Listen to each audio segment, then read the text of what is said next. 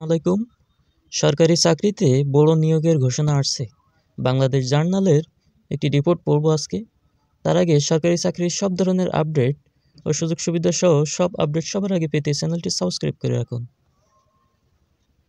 সরকারি চাকরিতে ক্যাডার ও non cadre সহ শূন্য পদ পূরণে 22,000 কর্মকর্তা নিয়োগ দেওয়া হবে। জনপ্রশাসন মন্ত্রণালয়ের একজন কর্মকর্তা জানিয়েছেন, রোববার দুপুরে সংবাদ সম্মেলনে এ বিষয়ে বিস্তারিত জানাবেন জনপ্রশাসন মন্ত্রণালয়ের সিনিয়র সচিব মোখলেছুর রহমান। তিনি বলেন, নতুন নিয়োগের সবকটি পদই কর্মকর্তা পর্যায়ের। বিসিএসের মাধ্যমে নিয়োগ হবে নাকি বিশেষ বিসিএস নেওয়া হবে তা সংবাদ সম্মেলনে জানানো হবে। তবে ক্যাডার ও নন ক্যাডার মিলে বড় ধরনের এ নিয়োগ বিজ্ঞপ্তির ঘোষণা দেওয়া হতে পারে। ওই কর্মকর্তা জানান, মন্ত্রণালয়ের সিনিয়র সচিব দুপুরে সিভিল সার্ভিস নিয়োগ নিয়ে কথা বলবেন। নিয়োগের ব্যাপারে বিস্তারিত তথ্য তিনিই জানাবেন।